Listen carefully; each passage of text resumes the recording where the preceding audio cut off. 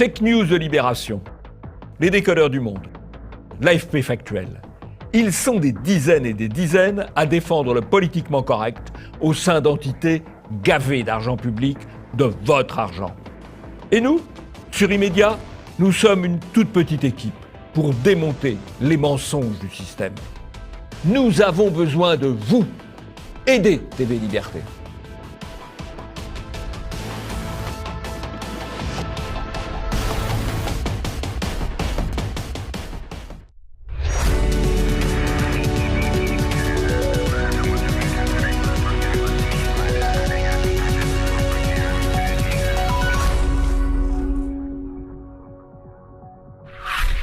Bonjour à tous et bienvenue dans ce nouvel Immédiat. Bonjour Jean-Yves. Bonjour Nicolas. Grand remplacement, débat interdit. Après l'attentat de Christchurch, les répercussions ont été énormes dans le monde médiatique français. Le grand remplacement ne semble pouvoir être évoqué que pour le nier. Marche pour le climat, dérèglement médiatique. Les médias semblent en admiration devant le mouvement des jeunes lycéens qui sèchent les cours pour lutter contre le réchauffement climatique. Italie, enfants attaqués, farniente médiatique. En Italie, un chauffeur de bus d'origine sénégalaise a voulu tuer une cinquantaine d'enfants italiens pour venger les migrants. Le drame a été évité de peu et les médias français ont pris leur temps pour évoquer l'attaque. Et vous retrouverez le zapping et les tweets.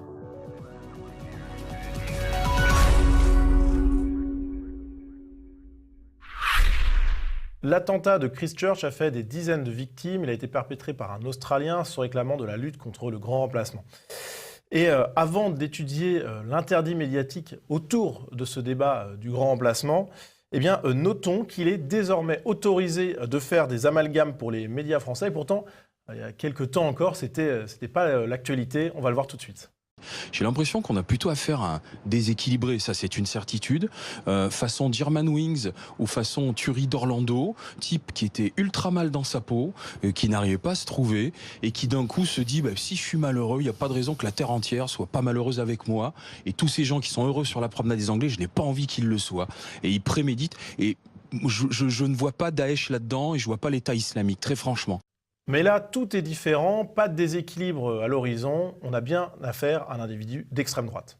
Il est 20h, bonsoir à tous. Voici les titres de l'actualité de ce vendredi. À la une, le terrorisme d'extrême droite fait 49 morts en Nouvelle-Zélande. La dépêche de l'AFP, reprise ici par l'Obs, est titrée « Attaque terroriste contre deux mosquées ». On voit bien qu'il n'y a donc pas de déséquilibre là-dedans, c'est une attaque terroriste immédiatement. Et puis on a bien le tireur est un terroriste d'extrême droite australien. Et la droite française est pointée du doigt. Pourquoi ? Eh bien parce que le tireur a fait un séjour en France avant son attentat. La une du Parisien est très claire. Tout a commencé en France. Et puis Éric Nolot, le chroniqueur, déclare sur Twitter « Le tueur des mosquées est allé en France charger son arme avec les balles du grand remplacement ». Aude Lancelin, journaliste aux médias, déclare sur Twitter « Le tueur de Christchurch se revendique de Renaud Camus ». Alors, on a également un édito de Libération sous la plume de Laurent Geoffrin, intitulé « Fanatisme identitaire », dans lequel le journaliste déclare « Nul ne fera l'amalgame. Pourtant, comment ne pas être frappé par le titre même du manifeste, le grand remplacement ?» Alors, Jean-Yves, on voit qu'il ne faut pas faire d'amalgame, mais on en fait quand même, quoi. Oui, mais ceci étant, c'est pas absolument scandaleux de faire un amalgame. Il s'est revendiqué d'un certain nombre de choses et au lieu d'avoir une action de type politique ou de propagande, il a eu une action terroriste. Donc, je suis moins choqué par le fait qu'on fasse un amalgame là, même si l'amalgame est quand même va très loin dans la mise en cause notamment de Renaud Camus. Je suis moins choqué par l'amalgame que par l'interdit de l'amalgame dans les autres cas. Il faut savoir. Et puis il faudrait pouvoir parler aussi de tout, parce que y a eu cet attentat contre une mosquée, effectivement, en Nouvelle-Zélande, commis par un Australien, mais on n'a pas parlé des attaques contre des chrétiens, contre des églises, aux Philippines ou au Kenya, qui en un mois ont fait encore plus de morts. Donc tous les morts ne se valent pas, et il y a amalgame pour les uns et pas amalgame pour les autres. Alors il faudrait savoir. Alors justement, ce deux poids deux mesures, il a été soulevé par Éric Zemmour face à Yacine Bellatar. On va le regarder tout de suite. Je le dis aujourd'hui ici, en partie vous êtes responsable de la diffusion de ces idées. Je serais un peu gêné, moi, que quelqu'un se réclame mes blagues pour tuer des gens. Je serais gêné. Mais Monsieur Bellatar, donc si je comprends bien, quand on tue au cri de Allah Akbar, pas d'amalgame, ce n'est pas la faute de l'islam et du Coran. Et quand quelqu'un tue en parlant de grand remplacement, là c'est de ma faute. Et dans un autre échange du même débat, eh bien, Yacine Bellatar va encore plus loin. J'ai tué personne. Je n'ai volé personne. Mais vous avez fait tuer 50 personnes. Pas du tout, je n'ai pas fait tuer 50 personnes. Ça, je pourrais vous attaquer pour diffamation. Oui. Vous m'accusez d'être responsable de la mort de 50 personnes. Donc vous accusez le Coran d'être responsable de milliers de morts chrétiens. Mais non. Bravo Éric, bravo Zemmour, voilà, il est combatif là. Bellatar est dans les cordes. Effectivement, on voit que le deux poids deux mesures est assez clair. Là, c'est petit poids et gros poids, si je puis dire. Alors, une autre retombée de cet attentat en France, eh bien, c'est l'interdiction de parler du grand remplacement, sauf pour le nier, évidemment. En effet, le titre du manifeste laissé par le tireur est sans équivoque, puisque c'est intitulé en français « Le grand remplacement ». Donc, tous les regards se sont tournés vers Renaud Camus, qui a été sommé de s'expliquer, notamment bien auprès de l'AFP. Renaud Camus dénonce un geste terroriste épouvantable. Alors on a vite compris que le grand remplacement c'était un sujet très sulfureux. Il y a quelques médias qui ont quand même essayé de s'y intéresser, par exemple RTL, Christchurch, qu'est-ce que le grand remplacement, l'obsession du terroriste? Et puis également les décodeurs qui vont d'un article de désinformation, la théorie du grand remplacement de l'écrivain Renaud Camus aux attentats en Nouvelle-Zélande. Dans cet article, eh bien, on apprend que le grand remplacement est un supposé constat sans preuve et que les chiffres contredisent l'essentiel de la thèse. Alors les décodeurs citent le chiffre de 5% d'extra-européens en France, en sachant qu'ils déclarent que les descendants de migrants non européens sont compris dans ce chiffre, alors que factuellement c'est faux, c'est une erreur des décodeurs, une erreur qui a été relevée notamment par le tweetos Philippe Lemoine, qui l'a signalé au Monde, mais le Monde, 4 jours plus tard, ne l'avait toujours pas corrigé. Et c'est peut-être justement ces erreurs factuelles gênantes, qui motivent le tabou du grand remplacement dans les médias.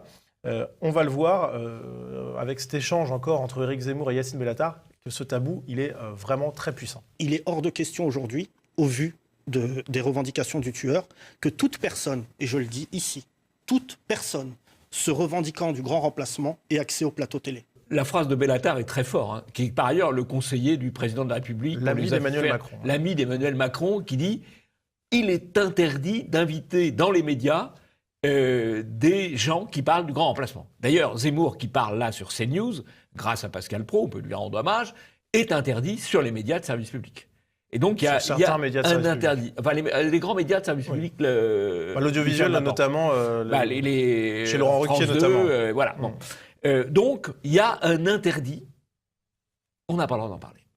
C'est de la censure. C'est de la censure. Et Bellatar, proche du président de la République, ami de Macron, prône une censure absolue.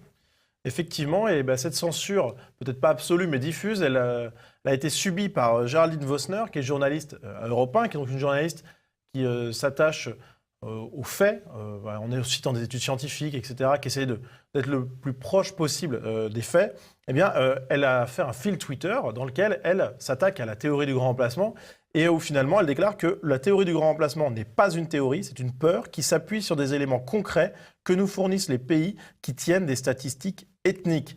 Et elle ajoute « Le remplacement de population n'a rien de fantasmatique, il est advenu dans maintes villes des USA ou du Canada. » Et elle ajoute « En France, on ne débat pas, rien, on préfère nier les taux de natalité plus élevés de population halogène au motif que la République serait capable d'intégrer chacun dans son grand creuset laïque et républicain. » Alors c'est une prise de position forte qui a suscité des réactions, plusieurs centaines de réactions outrées sur Twitter.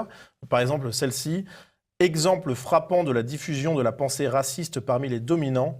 Une journaliste à fort capital culturel peut tranquillement et avec des mots choisis exposer publiquement son adhésion à des thèses fascistes. » Et alors que Géraldine Vossner reconnaît que la problématique est sensible, un journaliste lui répond « Dire que le remplacement est un fait comme vous l'avez fait est faux. » Et la journaliste d'Europe 1 de conclure « Mon fil se voulait bienveillant et apaisant, j'ai clairement raté mon coup et en cela, ça pose question. » Alors, la question qui se pose, elle est toute simple, Jean-Yves, c'est est-ce qu'on peut parler aujourd'hui du grand remplacement sur les médias ? Ça semble très compliqué, même quand on est journaliste à Europe 1. Absolument. Il y a une négation absolue du terme. Pourquoi ? Parce que c'est la réalité et qu'il faut nier la réalité.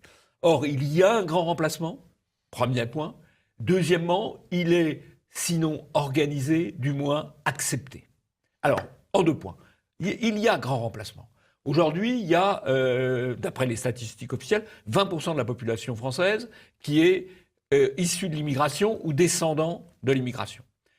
Il y a 38% des naissances qui sont non européennes. On le sait par les tests qu'on fait pour les nouveau-nés à la drépanocytose, qui est une maladie qui ne touche que les populations qui viennent d'Afrique, du Moyen-Orient, du monde indien ou qui ont été touchés par le monde africain. Alors, Voilà.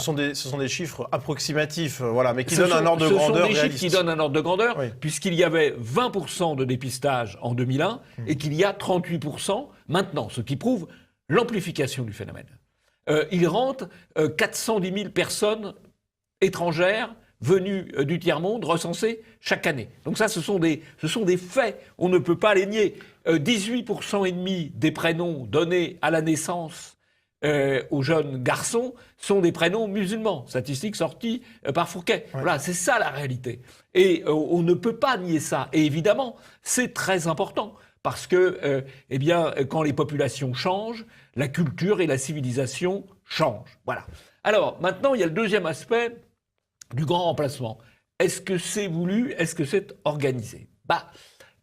En tout cas, c'est voulu par les juges qui prennent une série de décisions toujours favorables à l'immigration. C'est voulu par les médias. Et c'est voulu pour une raison très simple. Parce que, on l'a vu, si vous êtes négateur du grand remplacement, vous allez être invité partout. Si vous êtes antiraciste, entre guillemets, vous allez être subventionné. Si vous voulez parler du grand remplacement, vous allez être interdit de médias, on l'a vu avec Bellatar, proche du président de la République, proche de Macron, et vous allez être poursuivi devant les tribunaux, comme l'ont été Ménard, Camus, Zemmour et tant d'autres. Donc, c'est quand même bien voulu. Dernier point, ce qui est quand même absolument extraordinaire. À l'échelle européenne, le budget de Frontex, qui est censé protéger les frontières de l'Europe, c'est moins de 500 millions. Le budget des associations de Soros pour l'immigration sans contrôle, la fin des frontières, borderless, c'est plus de 500 millions. Avec de l'argent privé, c'est vrai, mais aussi de l'argent public.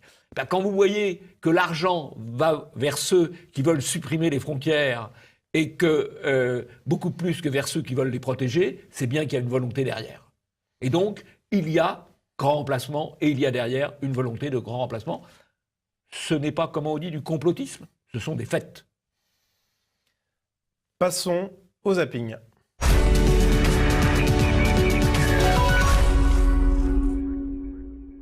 C'est que dans la sphère médiatique, il n'y a quasiment pas, dans cette sphère-là, de journalistes qui votent pour Marine Le Pen. Ce sont des phrases prononcées, des vraies phrases prononcées par Anne Hidalgo avec la traduction derrière. Je vous en lis une seule. La perception de la propreté à Paris se fonde en négatif sur des constats relatifs à la malpropreté. Et donc ils ont traduit par Paris est sale. Quelle est la raison de ces violences? Quel est le vrai responsable de cela?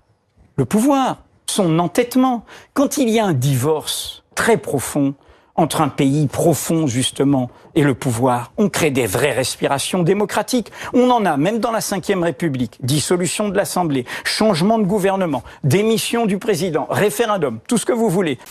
À chaque fois qu'on fait des sondages parmi les journalistes, on a massivement, si vous voulez, les mêmes opinions. On ne peut pas le nier.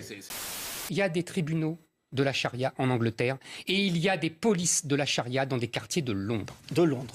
Il y a des polices de la charia en France. Où ça? Oui, factice. Où ça? C'est-à-dire que c'est non dit. Mais vous allez dans d'innombrables quartiers. Oui. Il y a des gens qui font la police pendant le ramadan. Avec écrit charia. Non, justement, c'est la différence Charia avec l'Angleterre. On est plus hypocrite qu'en Angleterre. D'accord. Mais c'est le fait est le même. Il y a des gens qui sont menacés parce qu'ils veulent manger ou boire dans de nombreux quartiers pendant le ramadan. Vous n'avez pas de questions? Oui, non, mais vous avez fait le lien ou pas? Vous avez fait le lien. 70% de la population en prison est musulmane.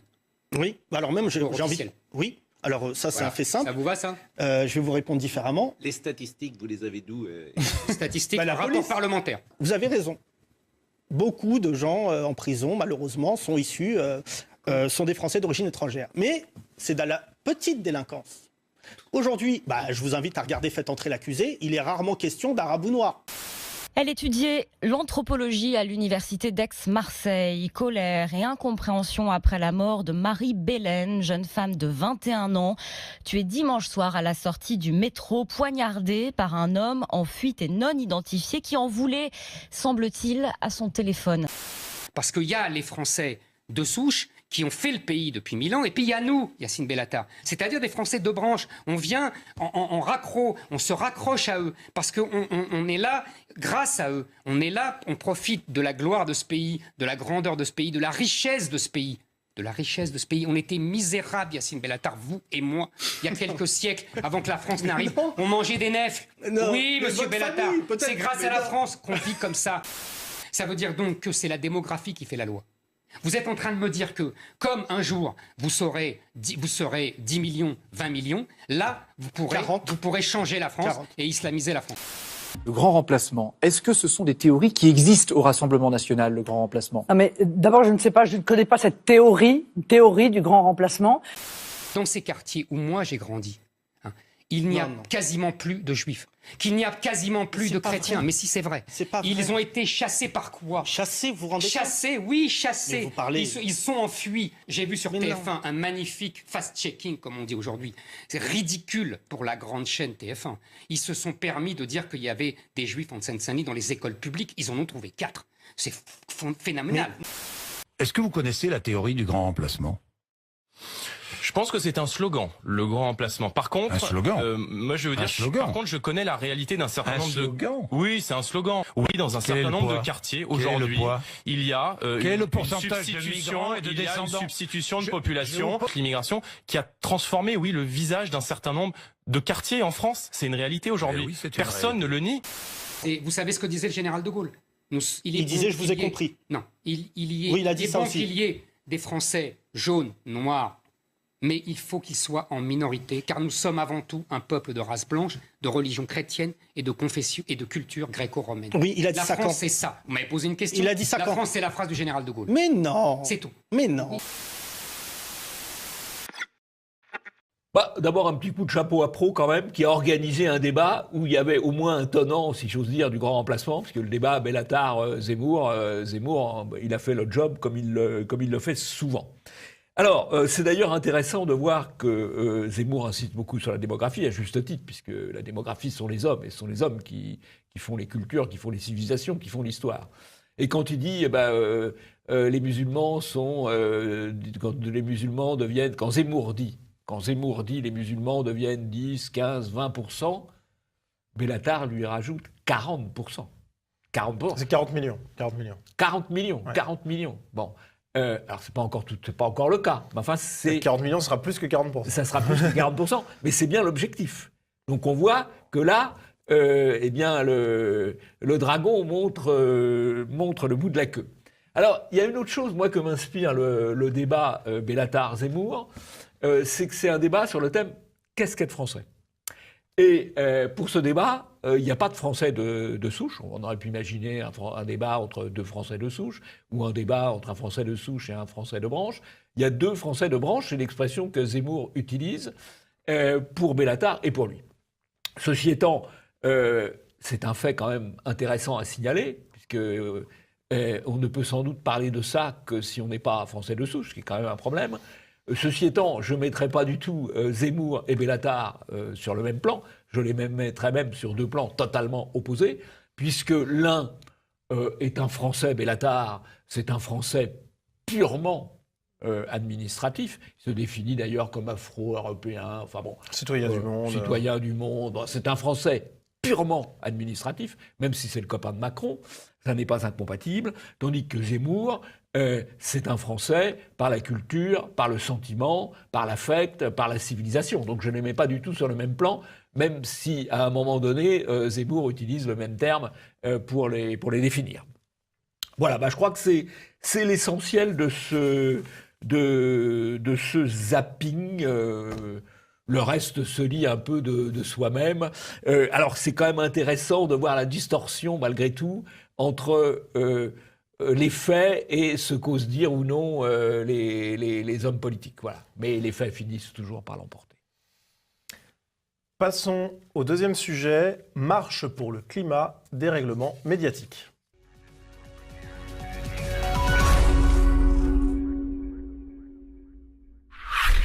Alors Jean-Yves, on avait parlé à 2 reprises dans les médias de Greta Thunberg, Oui. cette jeune activiste suédoise. Joli produit médiatique. Hein. Exactement. Joli produit médiatique, joli produit des firmes multinationales. Et justement, la première fois, c'était pour saluer son futur, qu'on prévoyait déjà glorieux, puisqu'elle paraissait bien marketée. Et puis la seconde fois, c'était pour noter eh bien, son aura grandissante et puis le fait qu'elle était effectivement soutenue par ceux que les écolos pur jus, un peu anticapitalistes, appelaient le capitalisme vert, c'est-à-dire effectivement des grands financiers suédois.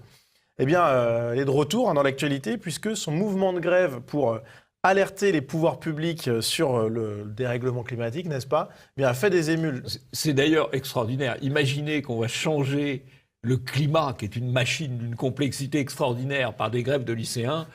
C'est quand même assez fort. Hein. En tout cas, c'est un espoir qui a mobilisé de nombreux jeunes lycéens dans la rue. On va le voir tout de suite. À Paris, la jeunesse sèche les cours pour défendre la planète. Ils étaient entre 30 et 40 000 lycéens dans la capitale, 150 000 dans toute la France, tous décidés à faire entendre leur colère contre l'inaction politique. Et le moins que l'on puisse dire, eh bien, c'est que la mobilisation des jeunes a été traitée de manière très différente de celle des Gilets jaunes. On n'a pas été habitué à tant de mansuétude de la part des médias. On a par exemple Le Monde qui titre « Une vague verte déferle en France pour le climat et la justice sociale ». Selon les organisateurs de la Marche du siècle, plus de 100 000 manifestants ont défilé à Paris contre 36 000 d'après la préfecture de police. Alors ce qui est intéressant, c'est cette différence entre le chiffre des organisateurs et de la police, c'est quand même du simple au triple. Eh bien, pour Le Monde, quoi qu'il en soit, quels que soient les chiffres, la mobilisation reste forte, ce qui est plutôt pratique. Et l'article conclut en plus que tout s'est passé dans une ambiance calme et joyeuse, une mobilisation pacifique qui contrastait avec la 18e journée de mobilisation des Gilets jaunes, marquée par des violences et des incendies. Alors cette mobilisation, elle a également été immense selon CNews. La foule est immense, l'objectif de mobilisation est largement atteint. Pour Libération, eh bien, le pari était également réussi. Et puis après la marche, eh bien, Le Monde n'est pas redescendu de son petit nuage. Après la marche du siècle pour le climat, beaucoup de contestataires veulent des actes. Et bien, le média décrit la marche comme historique, un succès, une prouesse, une réussite. Pour France 2, même constat avec en plus une pincée d'internationalisme. La jeunesse lycéenne et étudiante s'est mobilisée dans plusieurs villes du monde afin d'exprimer son impatience face à l'incapacité des politiques à réagir concrètement. Pour Le Figaro, eh bien, c'était une mobilisation mondiale des jeunes pour le climat qui a réuni des jeunes dans plus de 100 pays dans le monde entier. Et dans un autre article sur cette portée mondiale de la grève, eh bien, les journalistes notent que le mouvement est né en Suède à l'initiative de Greta Thunberg et eh bien, donne la parole à un jeune qui déclare « Nous ne voulons pas récupérer une planète minée par les générations précédentes. Nous, les jeunes, nous avons décidé d'agir nous-mêmes pour notre avenir. » Jean-Yves, on voit donc qu'il y a un regard médiatique assez particulier. Extrêmement favorable. D'ailleurs, ce qui est assez drôle, c'est que c'était une manifestation censée contester le gouvernement et qu'il y avait plusieurs ministres qui participaient. Et Brune Poirson et voilà. Attal. Alors, ça pose déjà une première question. Effectivement, les médias sont très favorables à cette manifestation. Je crois qu'ils y voient un biais jeuniste et un biais mondialiste.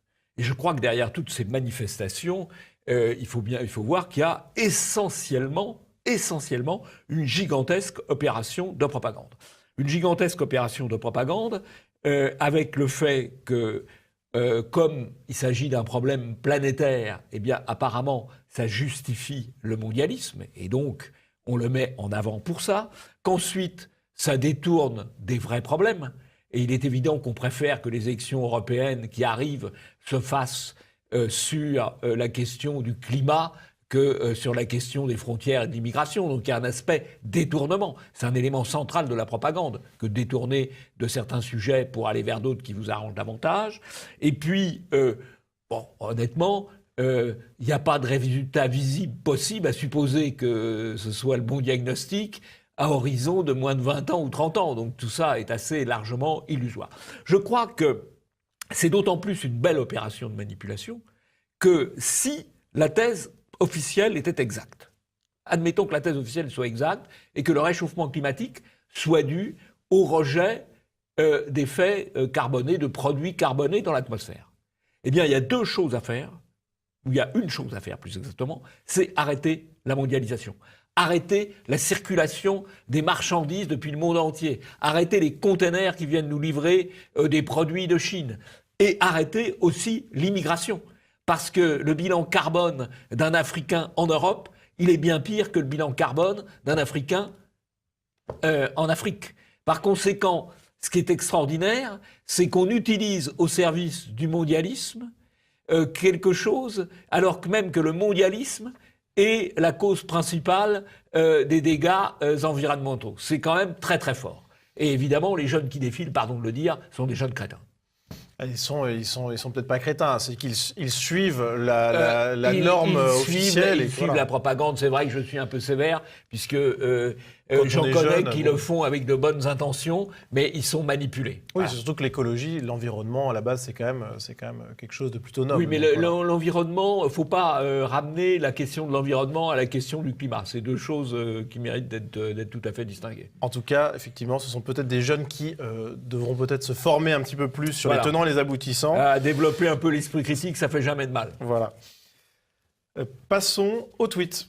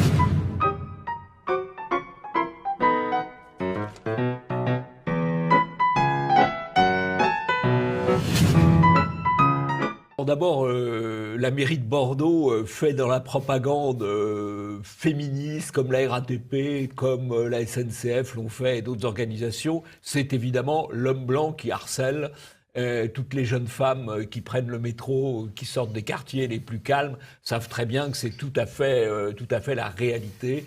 On est vraiment dans la société là de propagande.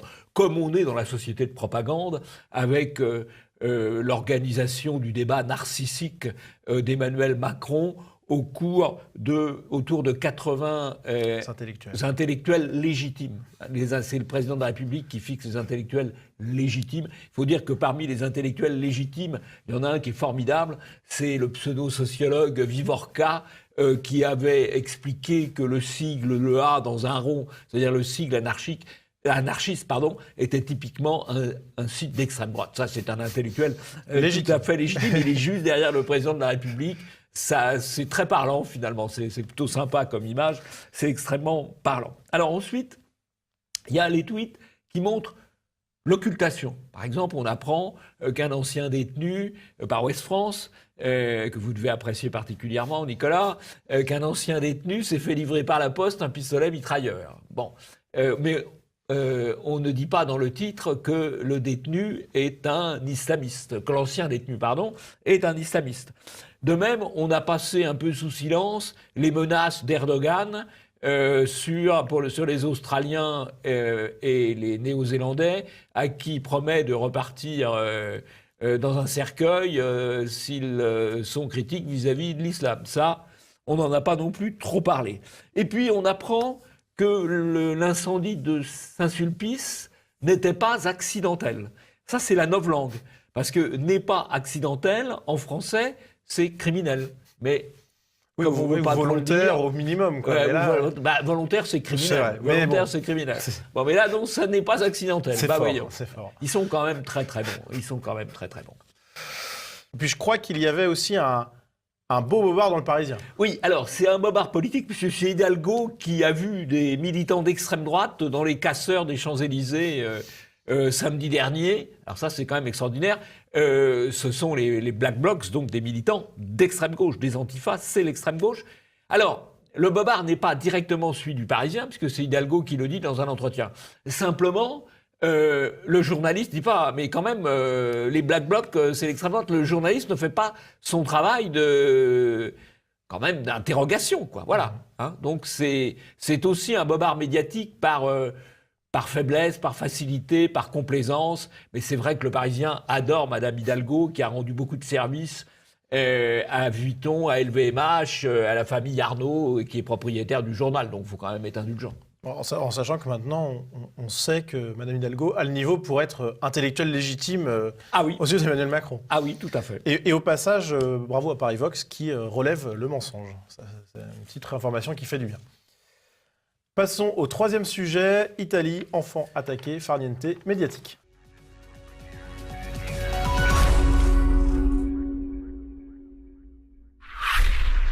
C'est un acte terrible qui aurait pu avoir des conséquences dramatiques. Un chauffeur de bus scolaire d'origine sénégalaise a voulu tuer une cinquantaine d'enfants qui étaient dans son bus au nom de la défense des migrants morts en Méditerranée. Très vite, l'information a tourné sur les réseaux sociaux et sur les médias italiens, bien sûr, et internationaux aussi. En France, eh bien, la veille des grands médias semble un petit peu mauvaise, puisque ce n'est pas un journaliste du Monde ou de l'AFP qui a relevé l'information, mais bien le site F de Souche. On le voit avec ce premier tweet de Pierre Sautarel à 16h. Un Sénégalais met le feu à un bus rempli d'enfants pour venger les morts en mer Méditerranée. Puis pas de réaction particulière des médias, donc Pierre Sautarel fait un deuxième tweet à 18h en interpellant directement ces médias. Là encore, pas de réaction immédiate. L'appel semble néanmoins avoir été entendu, puisque l'AFP sort une dépêche sur l'attaque une heure plus tard. Et le premier média français à reprendre cette dépêche, eh bien, c'est Le Figaro, qui publie un article à 18h51. Et puis ensuite, c'est Ouest France, 19h39, qui publie l'article. Mais globalement, l'ensemble des médias semble traîner la patte à reprendre l'information et à mettre en ligne cette dépêche que tout le monde a vu passer, évidemment. Hein. Un exemple avec BFM qui ne publie cet article qu'à 21h45. Alors, de nombreux médias attendront même le lendemain pour évoquer l'information, comme par exemple Europe 1 ou le prestigieux journal Le Monde. Et cette chronologie, elle interpelle, puisqu'on voit que les médias, Jean-Yves, ils prennent leur temps pour reprendre l'information quand même. Alors, il est évident que là, c'est un chauffeur noir qui met en péril la vie d'enfants blancs. On prend son temps, comme vous dites justement, on traîne la patte et on minimise, parce que la majorité des titres ne disent pas la réalité des faits. Il est évident que dans le cas contraire, quand on peut suspecter de racisme un acte, alors là, c'est la rapidité et l'amplification, y compris quand c'est bidon. On se souvient l'affaire de l'athlète noire qui avait été victime de racisme en Italie, soi-disant, parce qu'elle avait reçu un œuf. Voilà. Comme d'autres passants, et c'était avéré que l'un des lanceurs d'œufs, c'était un fils d'un élu une affaire de gauche. Amplifiée. Alors c'est très important, parce que comment on forme l'opinion ? En cachant, en minimisant, en occultant un certain nombre de choses et en amplifiant les autres. Et donc, il y a une vision totalement déformée de la réalité. Alors justement, sur la minimisation des faits, eh bien, beaucoup de médias ont fait passer au second plan, voire même au troisième ou au quatrième plan, la motivation raciale du crime. Raciste. Racile, oui, mais parce que racial, c'est... racial. Bon. Notamment en utilisant un titre et un chapeau neutre, en obligeant donc le lecteur à lire l'article pour comprendre qu'il s'agissait d'un chauffeur d'origine sénégalaise qui voulait défendre, soi-disant, les migrants morts en Méditerranée. Exemple avec deux articles représentatifs. Premièrement, Le Figaro, qui occulte totalement les raisons de ce geste, alors qu'elles sont par ailleurs clairement présentées par les médias italiens. Et puis, dans le corps de la dépêche AFP, on a quand même cette chose-là, donc aurait pu être mis en exergue par Le Figaro. Le titre, personne ne sortira d'ici vivant, tragédie évitée. Et le chapeau, le chauffeur a incendié son bus pour des raisons encore confuses. Et le procureur de Milan n'exclut pas l'hypothèse du terrorisme. Alors Ouest France fait un poil mieux tout en restant quand même dans le vague avec le titre « Un massacre évité de justesse pour 51 collégiens pris en otage dans un bus ». Et dans le chapeau, on mentionne l'arrêt des morts en Méditerranée par le chauffeur comme une revendication, même si pour l'Ouest France, ce sont des propos confus. Oui, confus, ça permet de cacher la réalité des propos. Oui, voilà. Et puis pareil, pasteuriser, neutraliser, éviter d'avoir à dire c'est confus. Comme ça, on cache, on occulte. Et puis on imagine que c'est un déséquilibré, oui. Chose qu'on n'a pas fait, comme on l'a vu pour le terroriste de Christchurch. Alors heureusement, certains médias français ont été plus honnêtes intellectuellement. Alors petite surprise, je ne dois pas vous le cacher, j'arrive, quand j'ai vu ça, j'étais un peu surpris. La Dépêche, qui titre « Italie, pour venger les migrants, le conducteur ligote 51 collégiens ». Donc on voit bien le rappel de la motivation, donc c'est assez étonnant. Plus logique, le titre de Valeurs Actuelles, il incendie un car scolaire pour venger les migrants, avec un chapeau intéressant, puisqu'il rappelle l'origine sénégalaise du conducteur de bus. Et puis, de manière plus étonnante, mais ça m'a paru intéressant de vous le présenter, Jean-Yves, et de le présenter aux téléspectateurs, eh bien un article du site jean-marc-morandini.com, titré « Milan, un homme prend en otage 51 collégiens dans un bus pour dénoncer le sort des migrants ». Alors, si j'ai choisi cet article, c'est parce que, à mon avis, il symbolise un point de l'affaire qui est intéressant à noter, puisque Jean-Marc Morandini ne fait pas du tout dans le compassionnel ou dans l'idéologique, il est là pour faire du clic sur son site. Et donc, il utilise un titre qui, selon lui, attire le plus les lecteurs. Et qui peut attirer les lecteurs de toute sensibilité idéologique. Par ailleurs. Ceux qui vont être plutôt des défenseurs de l'identité et ceux qui vont être plutôt des défenseurs d'une Europe sans frontières. C'est assez habile. Il ne fait pas dans l'idéologie. C'est assez habile. Oui, aussi, c'est vrai. Et en tout cas, ce qui est intéressant, c'est que le fait que le criminel cherche à venger les migrants, c'est non seulement une information de premier plan pour comprendre l'acte, mais c'est aussi une information qui semble attirer le clic des lecteurs. Mais c'est un choix qui n'a pas été fait par les grands médias qui, par ailleurs, pourtant, cherchent malgré tout le trafic maximum sur leur site. Donc il y a une double occultation idéologique. On est prêt à sacrifier le clic au nom de l'idéologie. Absolument, absolument. On est prêt à sacrifier l'audimat. D'ailleurs, on l'a vu aussi avec le renvoi des gens qui faisaient beaucoup de vues sur les grands médias, Zemmour, comme Zemmour par exemple. On n'hésite pas, l'idéologie prime sur l'audimat. Donc c'est quand même étonnant. Alors sur ce traitement, sur cette minimisation de l'acte en lui-même, Jean-Yves, est-ce qu'on peut redire quelque chose dessus ? C'est un classique de la désinformation, c'est l'occultation, c'est la minoration. Et c'est presque ce qui est le pire. Alors, ça va être la fin de cette émission. Jean-Yves, est-ce que vous avez un coup de chapeau ? J'ai un coup de chapeau, comme assez souvent, il faut bien le dire, pour le nouveau numéro de la revue Éléments, toujours très, très intéressant, très agréable à lire. Ce n'est pas une revue qui tombe des mains, c'est une revue qu'on lit avec plaisir.